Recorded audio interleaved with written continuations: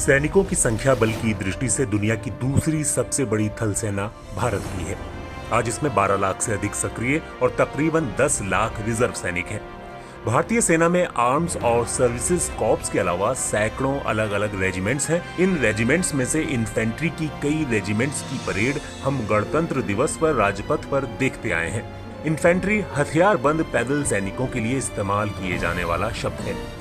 भारतीय सेना की इन्फेंट्री में सिख, गढ़वाल, कुमाऊं, जाट, महार, गोरखा, राजपूत समेत 30 से अधिक रेजिमेंट हैं।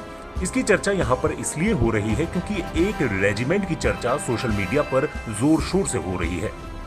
आखिर क्या है मामला? दरअसल फेसबुक और ट्विटर जैसे सोशल मीडिया प्लेटफॉर्म पर लगातार ये संदेश वायरल हो रहा है कि भारतीय सेना की मुस्लिम रेजिमेंट ने 1965 की लड़ाई में पाकिस्तान से युद्ध लड़ने से मना कर दिया था। इसके अलावा कई यूजर ये भी लिख रहे हैं कि मुसलमान सैनिकों से हथियार डलवाए गए और उसके बाद इस रेजिमेंट को ही भंग कर दिया गया। आखिर क्या सच है, आइए जानते हैं।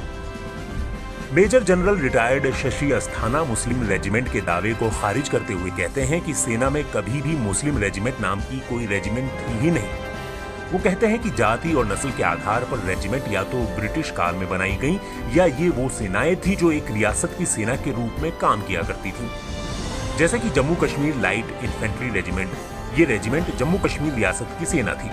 वो कहते हैं भारत की स्वतंत्रता के बाद इन रेजिमेंट को उन्हीं नामों से ही बरकरार रखा गया। इसका मतलब ये नहीं है कि सेना जातिवाद या सांप्रदायिकता को बढ़ावा देना चाहती है, बल्कि ये इतिहास को संजोकर रखा गया है। अलग अलग रेजिमेंट का अपना एक इतिहास रहा है।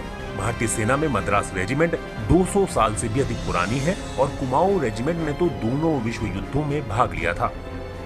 लेफ्टिनेंट जनरल रिटायर्ड सैयद अता हसनैन मुस्लिम रेजिमेंट के दावों पर कहते हैं कि ये प्रोपेगेंडा है और भारतीय सेना में पिछले 200 साल से भी मुस्लिम रेजिमेंट नहीं थी। वो कहते हैं ब्रिटिश इंडियन आर्मी में सिख, पंजाब, गढ़वाल जैसी रेजिमेंट के अलावा बलोच और फ्रंटियर फोर्स रेजिमेंट भी थी।